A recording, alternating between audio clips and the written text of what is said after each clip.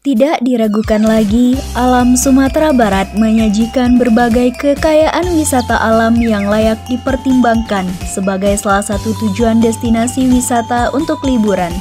Lembah Harau menjadi salah satu contoh yang mungkin cukup mewakili mengapa bumi Minangkabau layak diperhitungkan.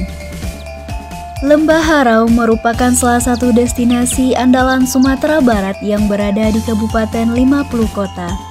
Lembah Harau terkenal akan pesona tebing-tebing yang tinggi serta air terjun yang langsung jatuh dari atas tebing tinggi tersebut. Jaraknya sekitar 16 km dari kota Payakumbuh dan biasanya ditempuh dalam waktu kurang lebih 29 menit atau sekitar setengah jam dengan kecepatan motor atau mobil normal. Lembah Harau dikelilingi batu granit terjal berwarna-warni dengan ketinggian 100 sampai 500 meter. Sepanjang perjalanan, di sisi kiri dan kanan kita akan disambut hamparan sawah hijau yang permai. Keindahan panorama sawah dengan latar dinding tebing alam yang membentang merupakan salah satu keunikan tersendiri yang dimiliki area wisata ini.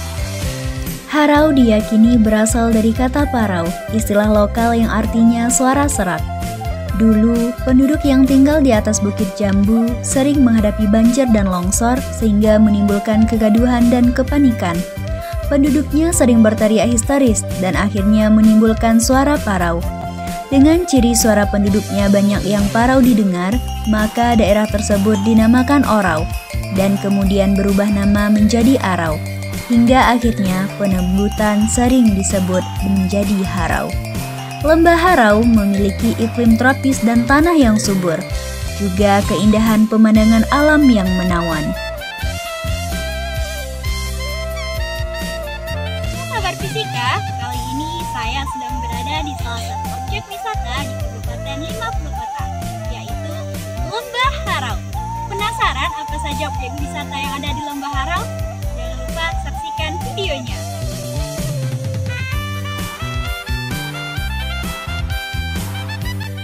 Lembah Harau dijuluki Lembah Yosemite di Indonesia karena memiliki keindahan seperti Taman Nasional Yosemite yang terletak di Sierra Nevada, California, dan telah terkenal ke seluruh dunia. Lembah Harau sebenarnya merupakan cagar alam seluas 669 hektar.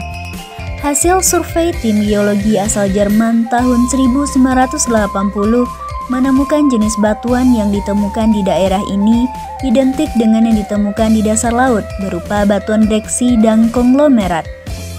Dinding curam bukan hanya menjadi daya tarik bagi fotografer, tetapi pemanjat tebing pun tertarik memanjat dinding di lembah ini, di mana terdapat 300 lokasi panjat tebing.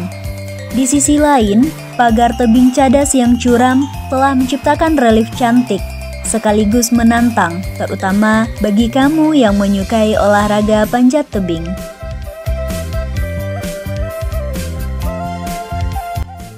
Selain tebing-tebing yang menjulang tinggi, kamu juga bisa melihat objek wisata lain di Lembah Harau, salah satunya air terjun Sarasah Murai.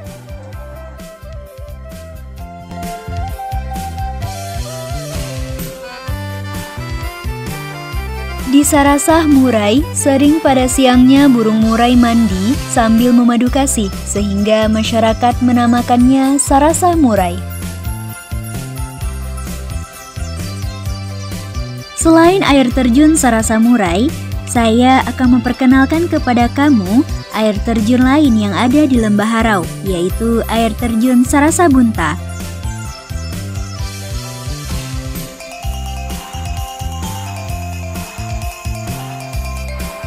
Saat menjelang siang, air terjun Sarasah Bunta akan terlihat sangat cantik, apalagi ketika diterpa sinar matahari. Selain dua air terjun tadi, Resort Sarasah Bunta masih mempunyai dua air terjun lagi, yaitu air terjun Sarasah Aya Lulueh dan air terjun Sarasah Ayange.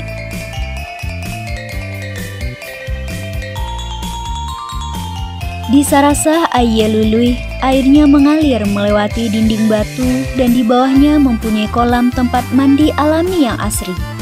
Ada kepercayaan, mandi atau membasuh muka di sini dapat mengobati jerawat dan muka akan terlihat cantik dan awet muda.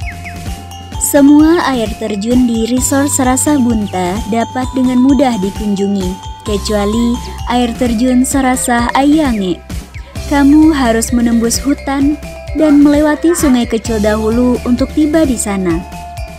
Wisata alam Lembah Harau tidak hanya menawarkan keindahan alamnya, tapi juga memberikan manfaat kepada masyarakat sekitar. Di sini terdapat spot wisata buatan kekinian yang tentunya sangat recommended untuk kamu kunjungi, yakni Harau Dream Park. Di Harau Dream Park ditawarkan dua destinasi spot wisata kekinian, yakni replika Kampung Eropa dan juga Kampung Korea. Wisata buatan pertama yaitu Kampung Eropa. Saat berada di sini, kamu akan merasakan seperti berada di luar negeri, karena terdapat replika Menara Eiffel, kincir angin Belanda, jembatan San Francisco Amerika, rumah Norwegia berwarna-warni, dan Stonehenge. Wisata alam yang kedua yaitu Kampung Korea, yang akan menambah destinasi wisatamu di Kabupaten 50 Kota.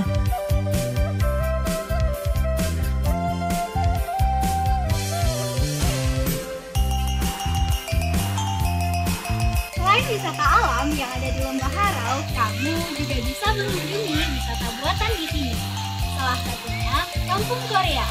Dan wisata alam ini sangat cocok bagi kamu yang hobi berfoto dan suasananya sangat instagramable.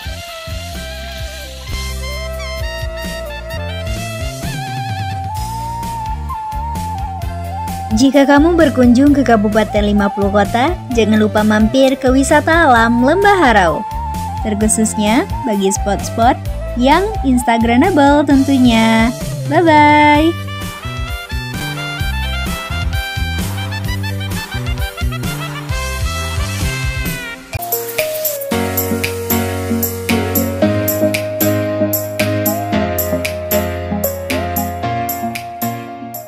Assalamualaikum warahmatullahi wabarakatuh. Perkenalkan, nama saya Siti Rahma Fitriani, NIM 180334042. Saya berasal dari kelas Pendidikan Fisika A.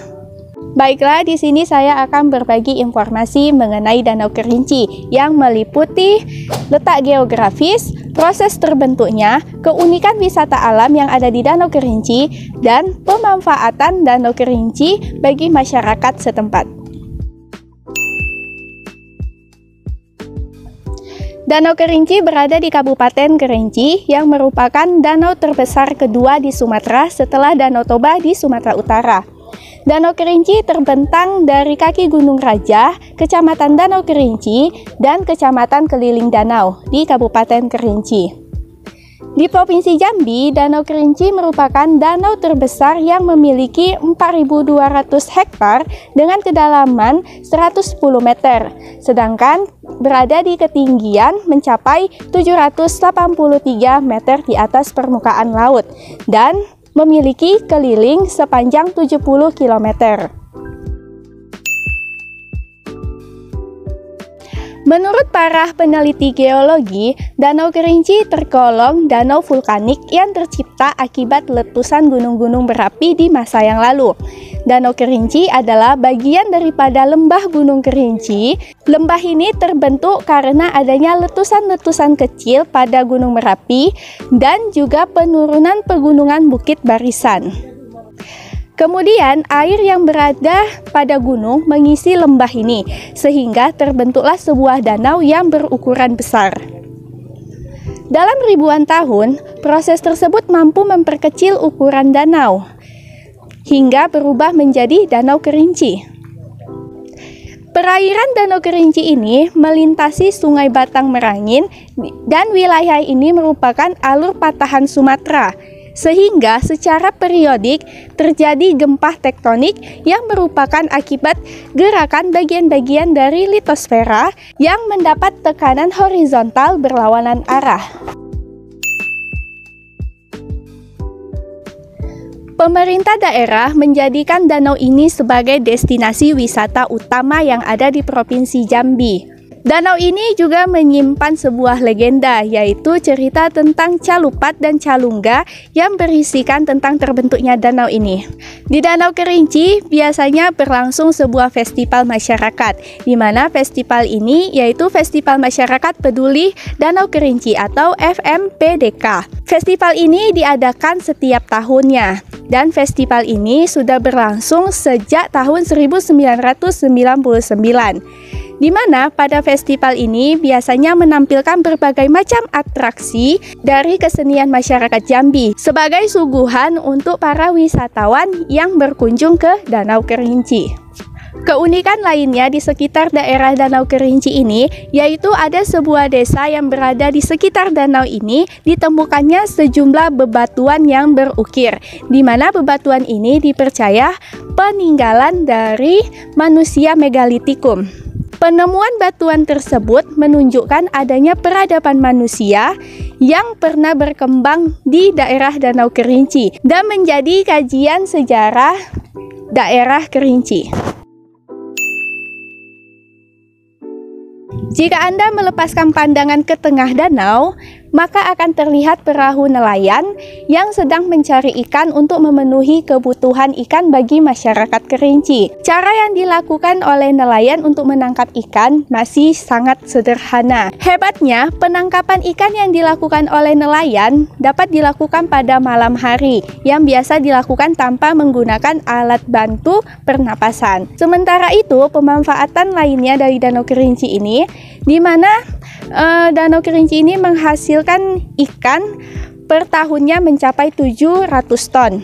Dan ikan ini menjadi kebutuhan bagi masyarakat Danau Kerinci. Jernihnya air yang memenuhi Danau Kerinci digunakan sebagai sumber kebutuhan bagi masyarakat setempat. Air yang ada di danau ini mampu untuk menyuplai kebutuhan air masyarakat, baik untuk pertanian maupun kebutuhan air minum. Baiklah, demikian penjelasan saya mengenai informasi seputar Danau Kerinci. Semoga kita semua dapat mengambil hikmahnya dan menambah ilmu atas informasi yang telah saya berikan. Assalamualaikum warahmatullahi wabarakatuh.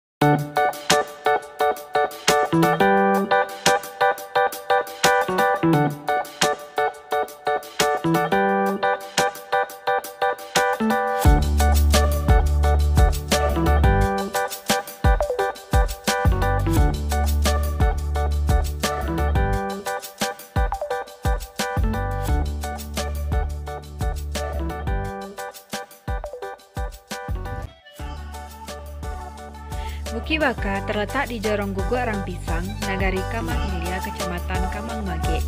Buki Baka merupakan bukit tadas yang dari puncaknya dapat disaksikan pemandangan alam mempesona.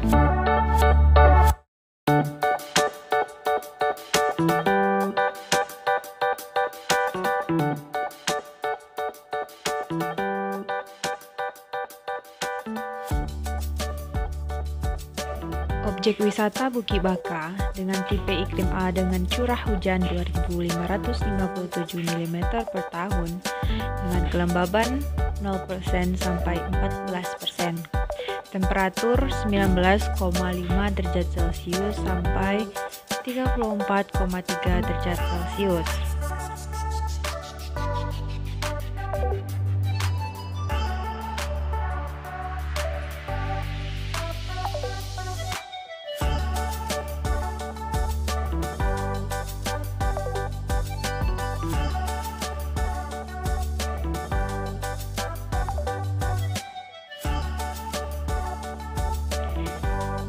Buki Baka memiliki bentuk struktur bebatuan yang sangat khas. Struktur bebatuan yang terdapat di Bukit Baka seperti batuan endapan Miocene bawah, neogon, batuan vulkanik, andesit, dan plutonik.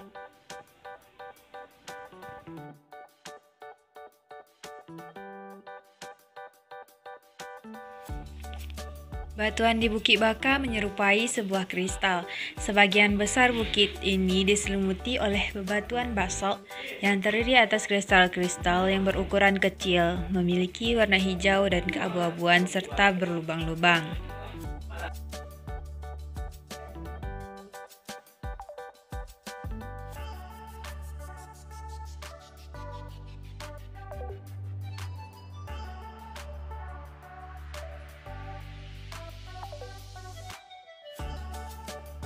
Udara di kawasan ini sangat sejuk, cocok untuk menenangkan pikiran atau melipir sejenak dari jenuhnya aktivitas sehari-hari. Di tempat ini terdapat dua luak, kiri dan kanan luak dipisahkan oleh jalan menuju bukit. Di sebelah kiri berdiri kokoh bukit yang berupa kristal-kristal menjulang tinggi berwarna coklat.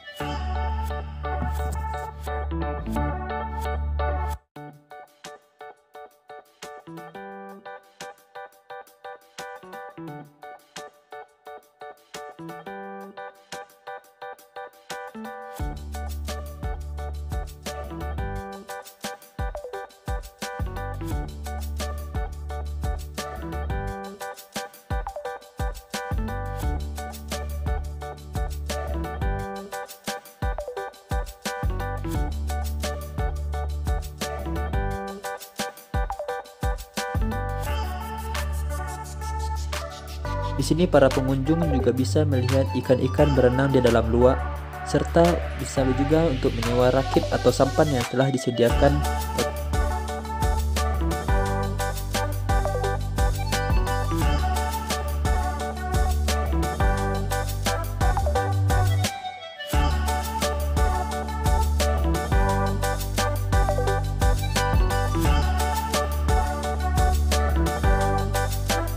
Buat teman-teman yang hobi hiking, bisa juga untuk mendaki perbukitan di sekitar destinasi wisata ini. Pengelola sudah menyiapkan tangga-tangga yang membuat pengunjung bisa menikmati indahnya alam dari atas bukit. Jalan menuju atas bukit sudah disemen, namun hanya dekat luaknya saja. Banyak kelokan untuk sampai ke atas bukit ini. Jika tidak terlalu sanggup mendaki, kalian bisa menggunakan kayu ranting sebagai tongkat untuk membantu kalian mendaki.